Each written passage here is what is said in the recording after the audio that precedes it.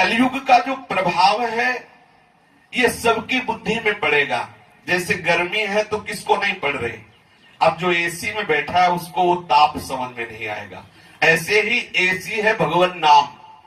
जो भगवान नाम का निरंतर आश्रय लिए हुए निरंतर नाम जप कर रहा है उसके ऊपर कलयुग का प्रभाव नहीं पड़ेगा। शेष कोई भी कितना भी बड़ा तपस्वी हो, कितना भी बड़ा साधक हो, यदि भगवान नाम से रहित है, वो नाम जप नहीं करता तो कलयुग बख्शेगा नहीं, चाहे जितनी बड़ी तपस्या आप कर रहे हो। एकमात्र उपाय है नाम का कीर्तन, नाम का जप, कलयुग से बचने का। नहीं तो कलयुग का बहुत बड़ा प्रभाव है। कलयुग में जिसके पास धन होगा उसी को लोग कुलीन कहेंगे।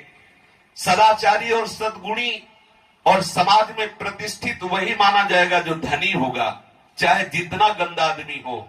यदि उसके पास अधिक धन है तो समाज में उसकी प्रतिष्ठा होगी और व्यवहार में उसका सम्मान किया जाएगा।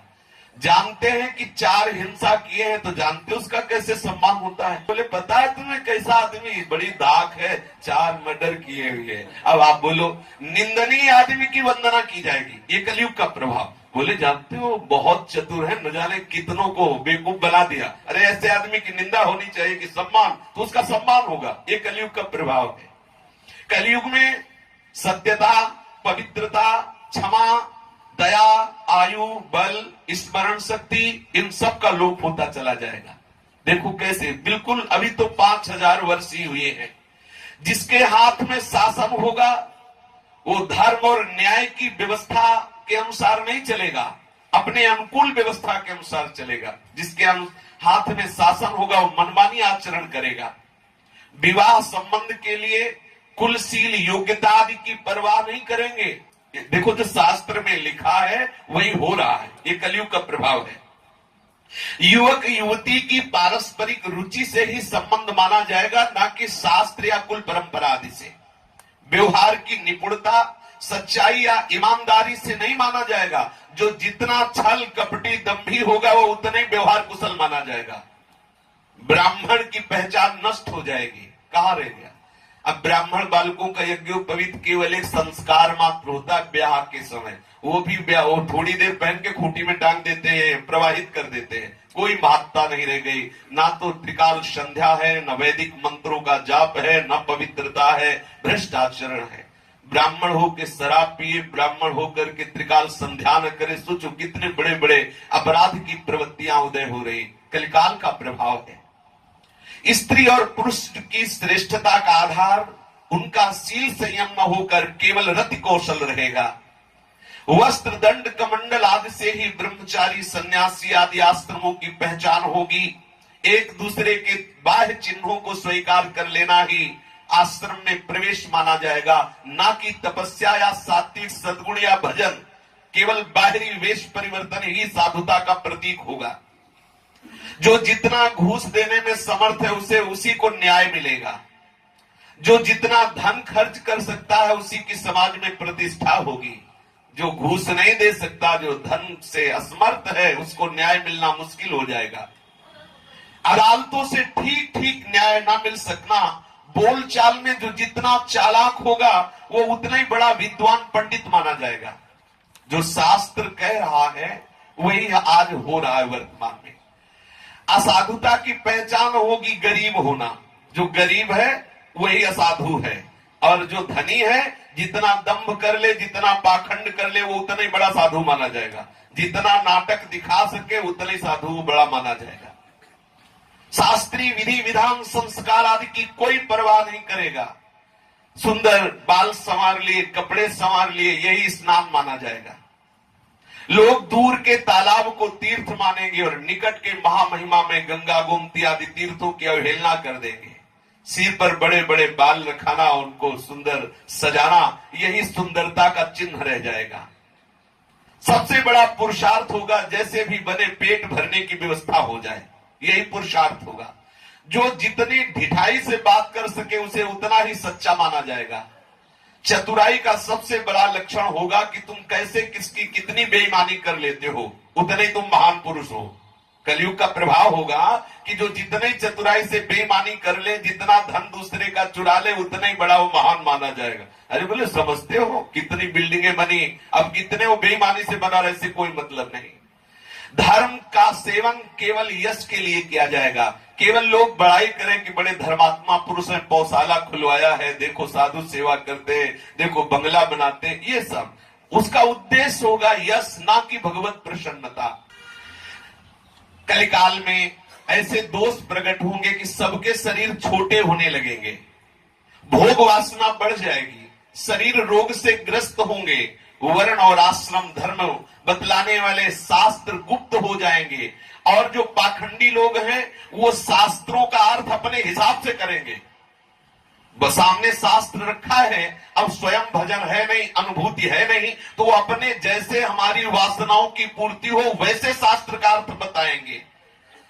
जो हिंसा, झूठ, निरपराध लोगों को दंड देना, चोरी करना, ये सब वृत्तियां बढ़ने लगेंगी। चारों वर्ण शूद्र के समान हो जाएंगे, गौएं बकरियों की तरह हो जाएंगी, बहुत कम दूध देने वाली हो जाएगी, गौओं का आदर खत्म होने लगेगा। आप देखो कुत्ते पाले जाते हैं घर में, कुत्तों को बिस्कुट पवाया जाता है, महकुआ साबुन लगाया जाता है, और कार में डोली कह के चुम्मी लेते हुए बैठाल के डुलाया जाता है, और गाय को डंडा अगर दरवाजे खड़ी हो जाए तो डंडा मार के भगा दिया जाता है। ये कलयुग मुक्का महाराज का प्रत्यक्ष देखो प्रभाव।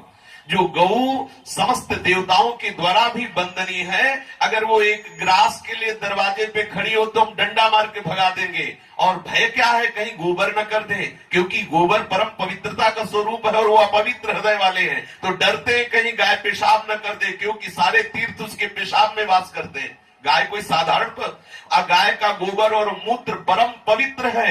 जब पहले दीक्षा दी जाती थी तो पंचगव्य पिलाया जाता था, गाय का दूध, गाय का घी, गाय का दही, गाय का गोबर, गाय का मूत्र, ये पंचगव्य है। इसके पाने से कितना भी पतित हो पावन हो जाता है। तो आज गाय दरवाजे पे खड़ा होती है तो डंडा मारा जाता है, भगा दिया जाता है, और कुत्ते को प्यार किया जाता है। कैसा समय आ गया है। अभी तो 5,000 वर्ष का है, 4,32,000, क्या क्या होगा। और जो घर गृहस्थी वाले हैं वो केवल भोग सामग्री संपन्न करना, एकाग्रता से कैसे भोग सामग्री एकत्रित हो और भोग भोगना, बस इतना ही केवल रह जाएगा। हमारे जीवन का लक्ष्य भगवत प्राप्ति है, अतिथि सत्कार है, साधु सेवा है, ये सब भाव हटते चले जाएंगे। धान, जौ, गेहूं आदि ये बहुत छोटे छोटे पौधे होंगे और अन्न भी जहरीला होने लगेगा। देखो फेंका जाता है जहर, ये जो शरीरों में रोग हो रहे हैं, अन्न में जो खाद लगाई जाती है, जहर छिड़का जाता है, उसका प्रभाव अन्न में होता है, शरीरधारियों के ऊपर उस अन्न का प्रभाव पड़ता है। वृक्ष में अधिकांश छोटे छोटे पौधे रह जाएंगे, कटीले रह जाएंगे। जो बड़े बड़े वृक्ष रस वाले फल देने वाले हैं वो सब अंतर ध्यान होते जाएंगे। ऐसा हो रहा है, बड़े बड़े आम के वृक्ष सूख रहे हैं और नकली छोटे छोटे हो जो अब वो पौधे बढ़ रहे हैं। बादलों में बिजली तो चमकेगी परंतु वर्षा नहीं होगी। गृहस्थों के दरवाजे पर साधु और अतिथि का सत्कार नहीं होगा। ब्राह्मण वेद ध्वनि से रहित हो जाएंगे और एक समय ऐसा आएगा कि जनसंख्या घटती चली जाएगी, सूने सूने गांव हो जाएंगे। कलयुग का ऐसा प्रभाव कि मनुष्य गधे जैसा स्वभाव वाला हो जाएगा, केवल विषयों को भोगना और विषयों का बोझा ढोना, ना शास्त्र से मतलब है ना संतों से मतलब है। कलयुग का ऐसा प्रभाव कि समस्त धर्म लुप्त हो जाते हैं, लोग पाप में रति करते हैं। सदग्रंथ केवल रखे रहते हैं, कोई सदग्रंथों को पढ़ करके अपने आचरण में नहीं उतारता। दंभी लोग, पाखंडी लोग, कंचन कामनी की लालसा रखने वाले लोग शास्त्रों का अर्थ बताने लगे हैं, कल्पना करके बहुत अलग से पंथ निकाल लेते हैं। सभी लोग मोह के बस हो गए हैं, शुभ कर्मों को लोभ ने हड़प लिया है। हे ज्ञान के भंडार गरुण जी महाराज, मैं कलयुग के धर्म कहता हूं, इनको सुनो। हरि भजन के प्रताप से इन आचरणों से बच जाओ तो कलयुग का प्रभाव आपके ऊपर नहीं पड़ेगा। कलयुग में कोई वर्ण धर्म नहीं मानता। मैं ब्राह्मण हूं, क्षत्रिय हूं, वैश्य हूं, शूद्र हूं, यदि अपने वर्णाश्रम धर्म से चलोगे तो तुम्हें इनसे वैराग्य हो जाएगा, प्रभु के चरणों में अनुराग हो जाएगा। पर कलयुग का ऐसा प्रभाव कि कोई अपने वर्णाश्रम धर्म की मर्यादा से नहीं चलता। ये वर्णाश्रम धर्म किसी की कल्पना नहीं है, स्वयं भगवान कहते चातुर्वर्णम मया सृष्टा, मेरे द्वारा ही चारों वर्णों की सृष्टि हुई है। वेद कहता है ब्राह्मणो सुमुखमासीत बाहु राजन्यः कृतः ऊरु ततश्चद्वैस्यः पदभ्यागं शूद्रो अजायत। ब्राह्मण भगवान के श्रीमुख से प्रकट हुआ है। यदि वो वेदाध्ययन और भगवत भजन और अपने ठीक ब्रह्मत्व का पालन नहीं करता है तो निश्चित नरकगामी बनेगा। क्षत्रिय भुजाओं से प्रकट हुए हैं, उदर से वैश्य और जंघाओं से चरणों से शूद्र का प्रादुर्भाव हुआ है। सब अपने अपने धर्म का पालन करें तो निश्चित उन्हें वैराग्य हो जाएगा, संसार से भगवत प्राप्ति की योग्यता आ जाएगी।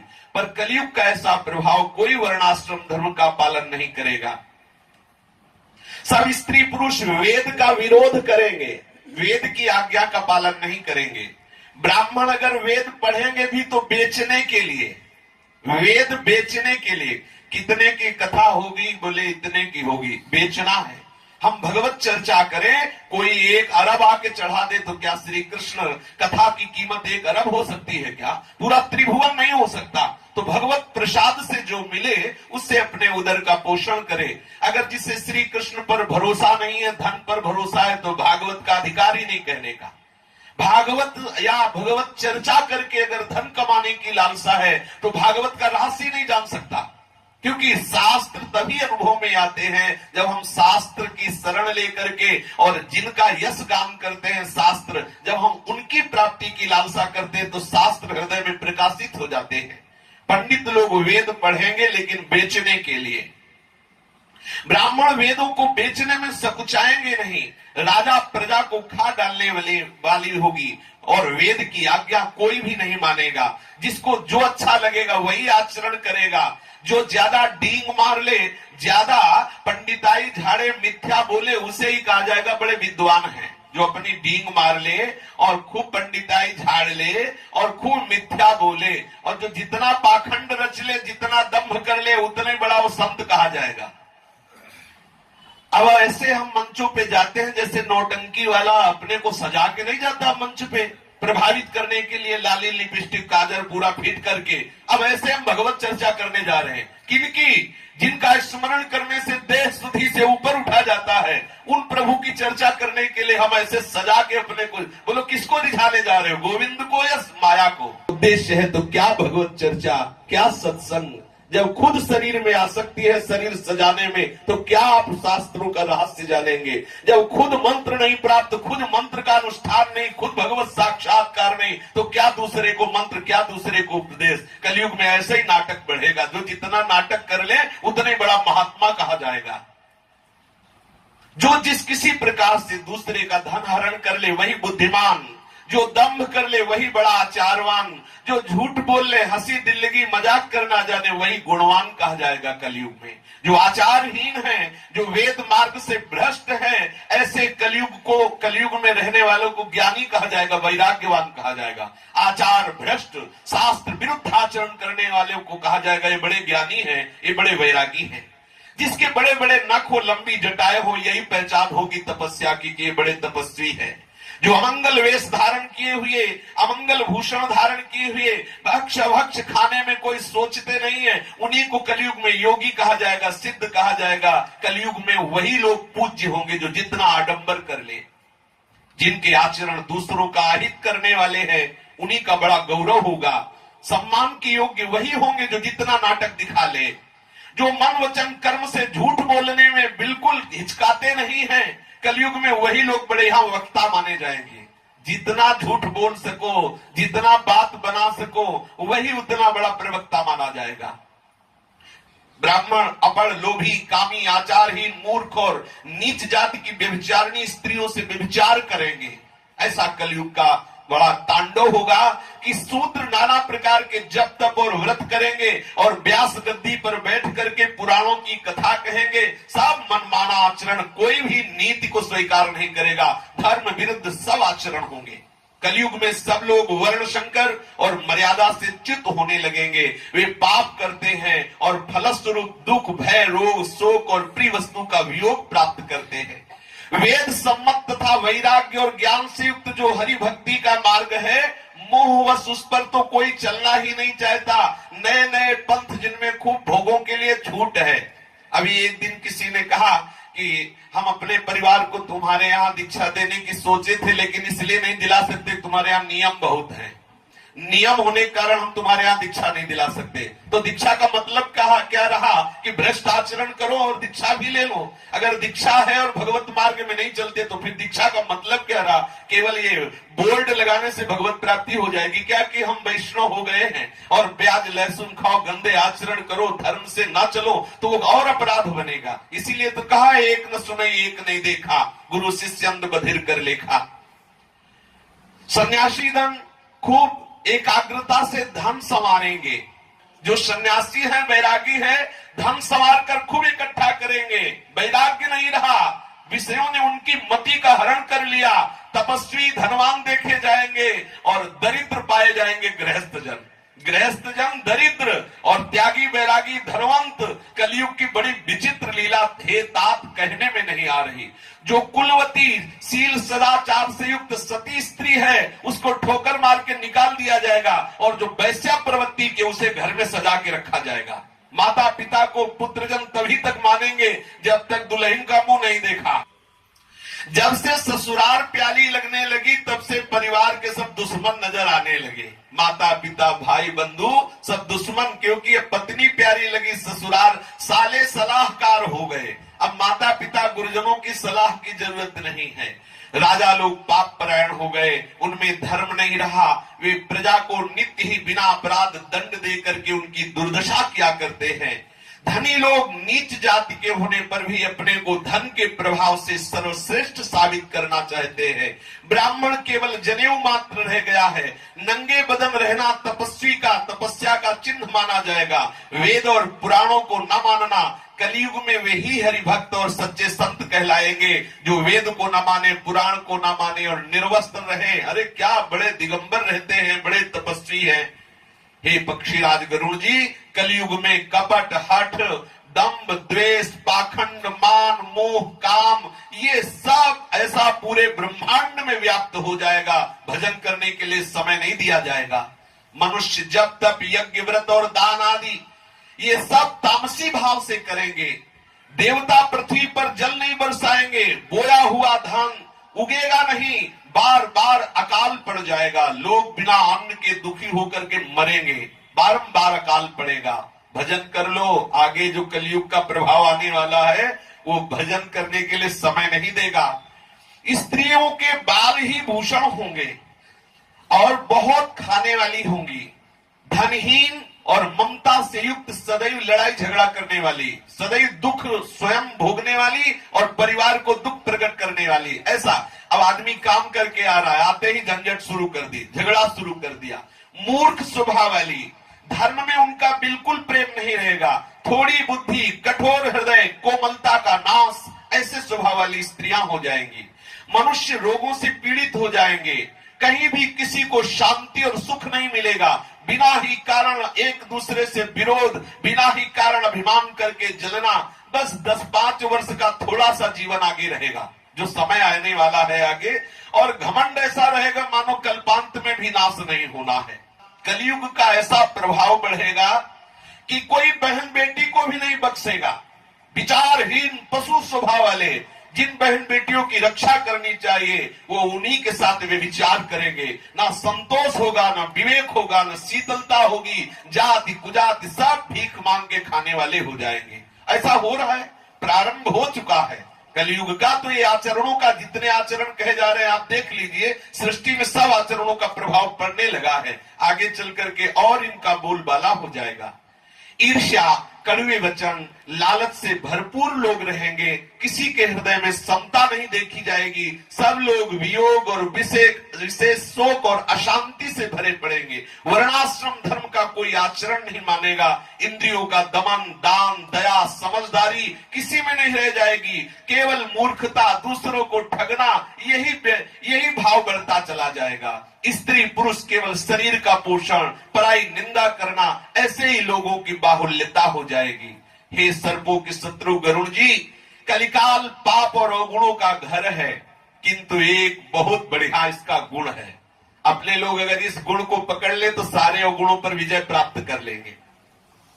बिना परिश्रम के घोर तपस्या से जो जो लाभ मिलता था वो बिना परिश्रम के इसमें मिल जाएगा।